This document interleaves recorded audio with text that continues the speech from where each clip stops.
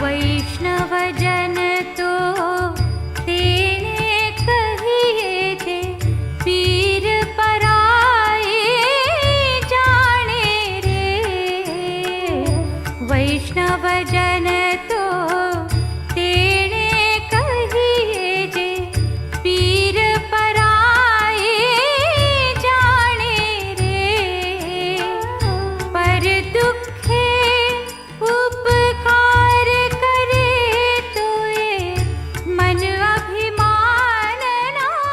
My name is Jill Carr-Harris, and I'm sitting here in the Gandhi Museum in Madurai, where today we have a very large marketplace, what we're calling non-violent marketplace, Ahimsa Santhai. In this marketplace, we have brought many people, not just people to sell their products, organic products, handloom products, handmade items, but also we have a learning marketplace where we have many people with a lot of expertise coming together.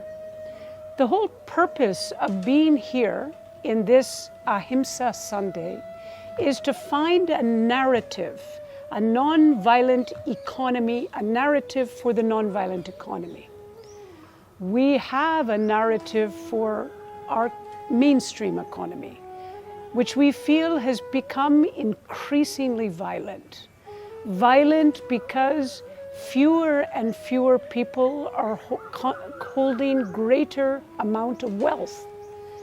And that process of corporatization and inequity that has come into the conventional economy has led to injury and harm to many.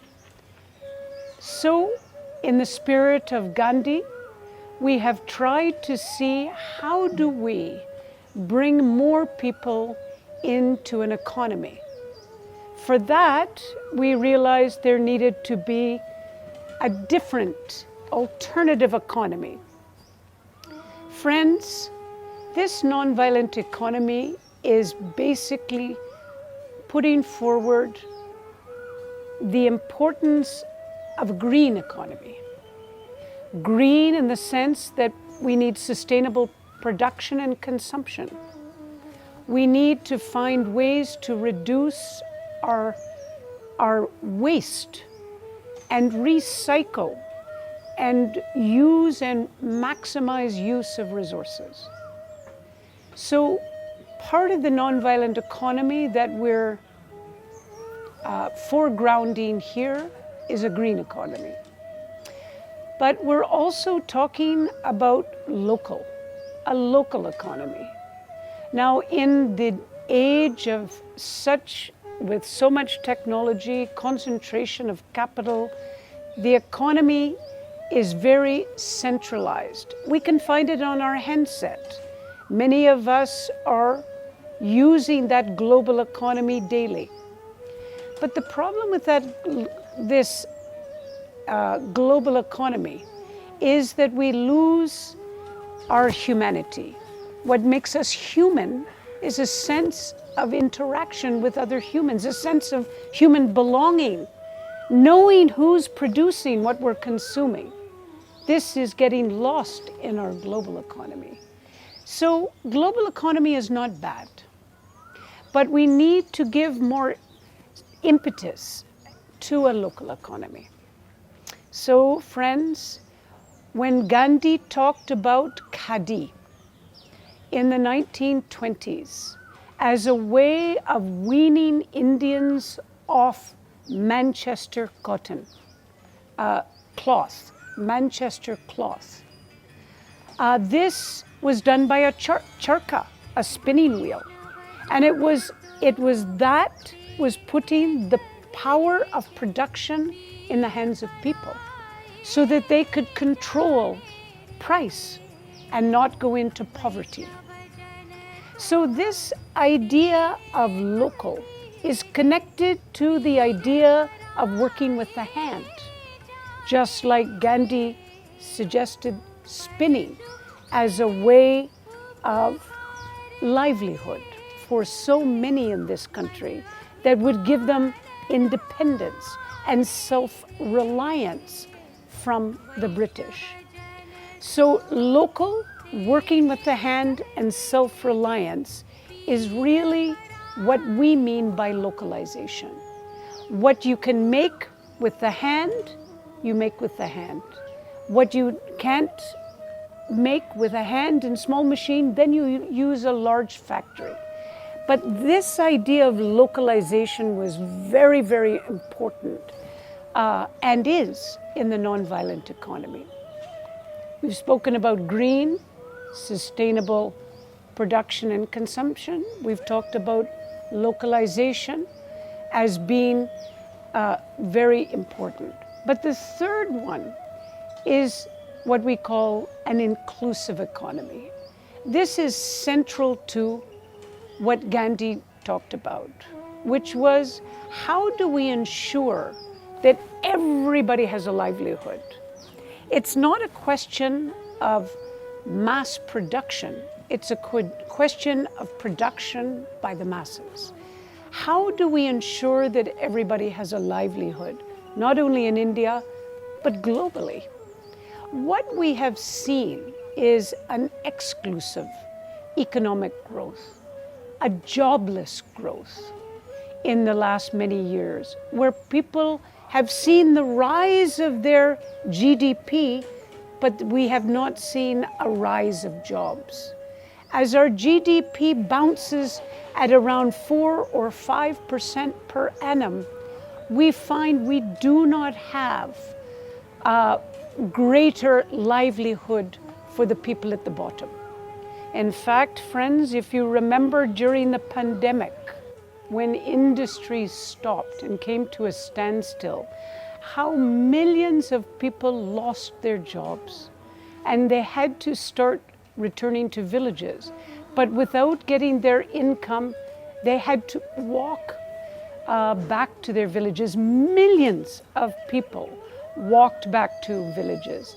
And I think what is indicative of that example was how there are so many wage laborers in a precarious economy that this is not something that is inclusive growth. This is growth for some at the expense of many. So if you have green economy and it's a localized economy and it's an inclusive economy, you're likely to have more peace. Where people are excluded, where the earth is being so damaged, resources being extracted, it is only going to lead to conflict. What people are understanding today, especially the youth, because climate change is such a good metaphor for that, is they understand that unless we have a more sustainable economy, we cannot have peace. So, this is where I want to bring you back to Kumarapa. Kumarapa, where many of these relationships were made, was right here in Tamil Nadu. It was a man of this soil, J.C. Kumarapa, born in Tanjore, that went and did business and was a businessman, quite a successful businessman, and then went to study at Columbia University in New York and began to see, with the rise of the Depression of 1929, how absolutely futile this economy was. He realized it was based on debt and on finance. He came back to India realizing that the British are exploiting Indians to such a degree that they need to find a new way forward. He met Gandhi just before the Salt Satyagraha of 1930 and pleaded with him to please let us look at economics differently. He felt, and quite rightly so, that Gandhi was very interested in the charkha and khadi, but we needed to go further and look at all of rural industries. And so J.C. Kumarappa in 1934 in Varda set up the All India Industries, rural industries. And there began his 20 years of working with people in communities all across mostly northern India at that time, to understand how can they, with the resources they have in their village, how can they strengthen their village economy.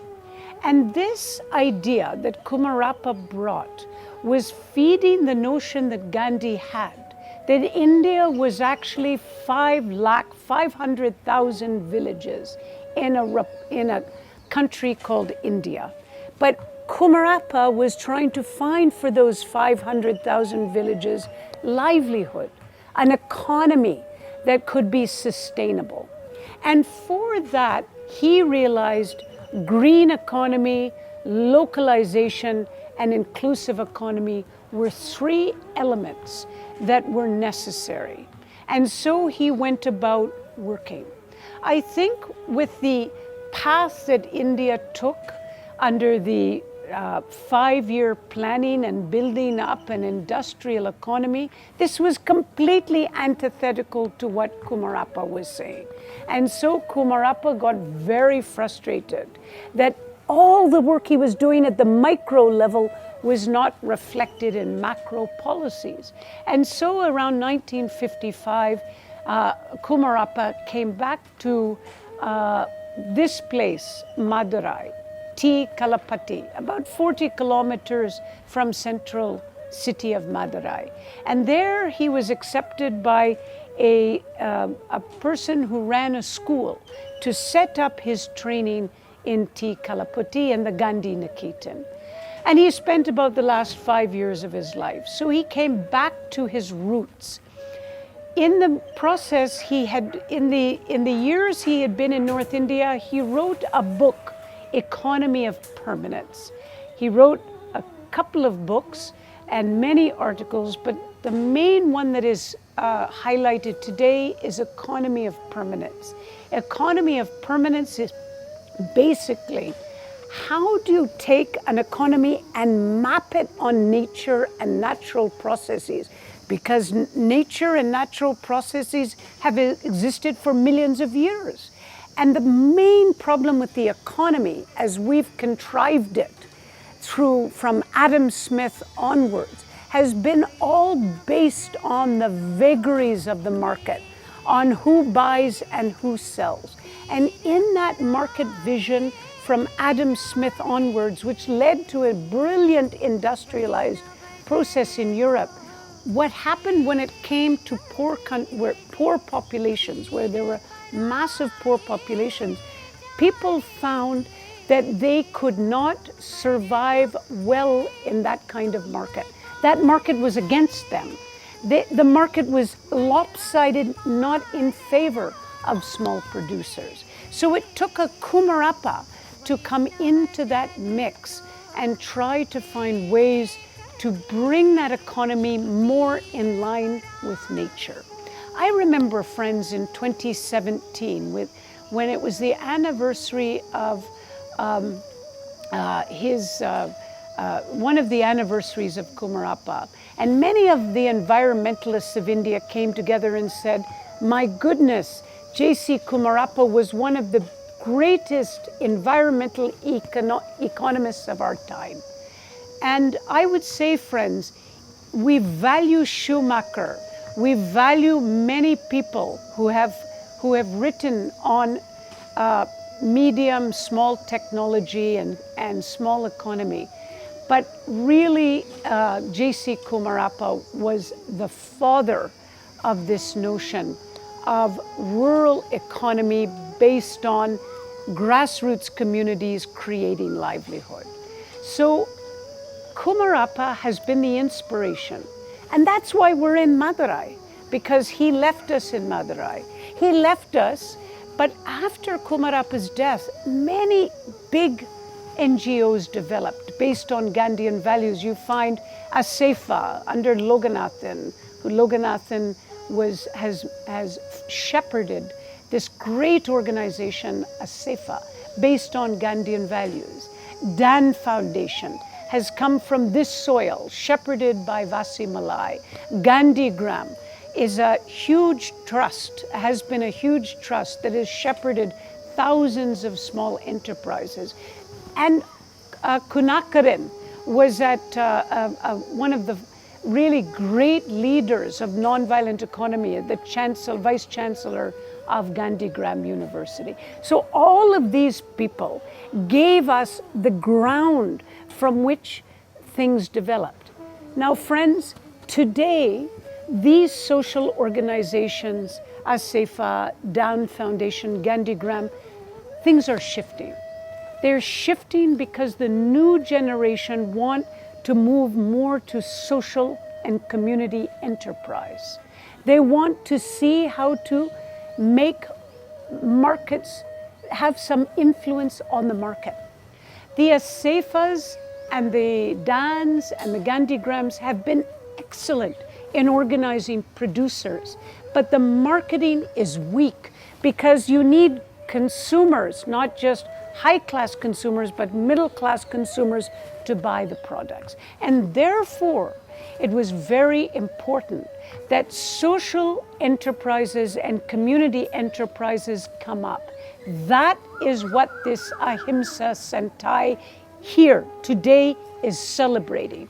How the social organizations that have been good at organizing people are now converging with the young who are developing social enterprises, coming out of business schools, leaving the IT and corporate businesses to do organic social enterprises with farmers, set up FPOs, farmer producer organizations.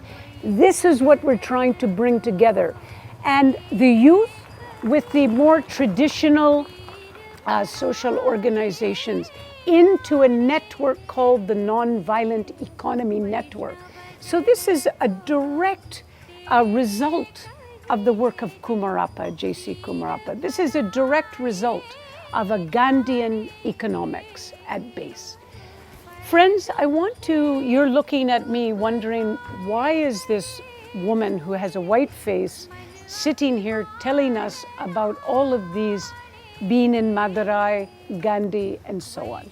May I just briefly tell you why I myself have become very committed to these ideas, and why I have been working with these youth to create the Nonviolent Economy Network and this nonviolent marketplace. I've been doing that, friends, because even though I come from Canada, about 35 years ago, I came for 1 year with the UN to look at wasteland development. It was under Kamala Chowdhury, and that's when I first met Vijay Mahajan. And we were looking at wasteland development in those days. But when I saw that the trees that were being planted were actually going to the rich and not to the poor, I felt a bit of a crisis of conscience. I myself went through a transformative moment where I said, I don't want to align myself with the UN, who is helping government officers and richer communities, elites, at the expense of the poor. And I wrote a letter and left the United Nations Development Program at the great discomfort of my parents and community in Canada. But I did that because in my heart, I thought it is the small producers that we need to support, not these big guys. They'll always find support. They will make money because, as Kumarappa told us, the market is in the favor of the rich. It's integral. Unless we change it structurally, it is always going to support richer people. So I myself left the United Nations and started working in a number of organizations. But one of those organizations has been working with the Jai Jagat International. Jai Jagat means victory to the world. It was set up by Vinoba Bhave, one of the great associates of Gandhi. So under the Jai Jagat, we wanted to build an international peace network around the world to bring peace, because we felt based on Gandhian principles, we can help to re-look at the SDGs, the Sustainable Development Goals, from a perspective of the grassroots and from a perspective of peace. So we set this up. But you know, friends, what we realized is unless we change the economy, we can't do peace, because the economy is integral to people's lives. And so it was after this grand march that we were making to Geneva that we decided to come back to India and look at how to build up this notion of nonviolent economy. Friends, my own understanding, as I'm an educator, I'm not a business person, but I came into the nonviolent economy from the point of view of trying to understand if young people can make a nonviolent economy, they can learn peace. And as they learn peace, then they become more peaceful and build a more peaceful society.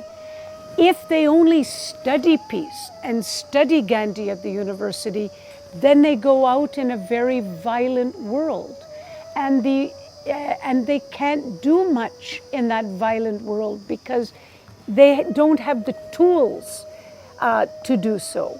So it was very important to give youth an opportunity to make this market, to build this nonviolent economy so they themselves would transform, and through their contacts with other youth, we could see a transformation. So just as I felt personally back in my youth a transformative moment, we're trying to create this same transformative moment with the youth that we're working with in the Santhai to try to get them to move from a violent system to a non-violent system.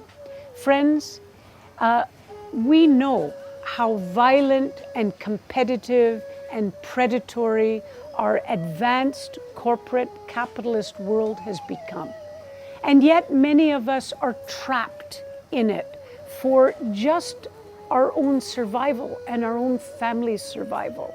How to make this transformation away from this corporate capitalist world without creating huge chaos and destruction is the way we need to move forward. How that is going to happen, we don't know. We're investing in the youth. And for now, friends, in conclusion, I would like to say, we are using non-violent economy as a narrative to distinguish ourselves from a more violent mainstream economy. But it is up to producers and youth and others to give content to that narrative and to make it real and to make it part of our lives. And through that, we can deal with the climate crisis and the poverty in India, the two twin problems that we suffer today.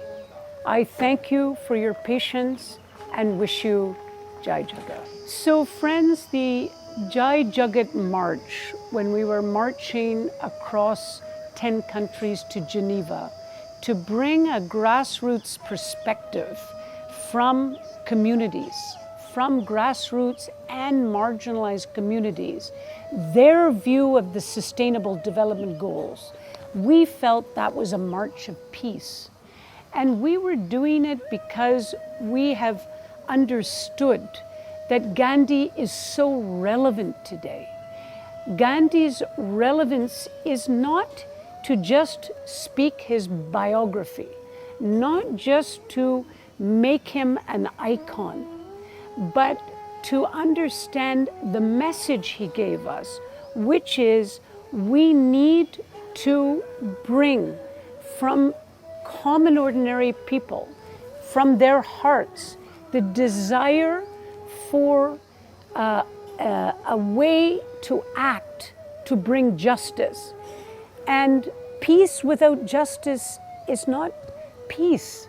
And so one of the reasons we were marching to Geneva was to bring this notion that at the grassroots, people are producing and living commodiously.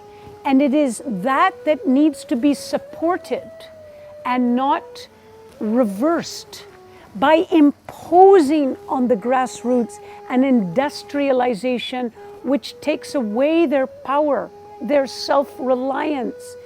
And this is very, very horrific for all of us when we see an artisan become a wage earner, a farmer having to migrate as an agricultural laborer, when they've lost their dignity, when they've lost themselves. So within their communities, within their livelihood practices, we need their perspectives to be shone forward to an international level so people support both globally and nationally these small producers. And this is coming from a Gandhian perspective. We have taken this from our understanding of Gandhi and made it relevant today. It's not that Gandhi is relevant today, it's that his ideas are needed today. And that is why we are doing this Ahimsa Santhai and why we're building a nonviolent economy network.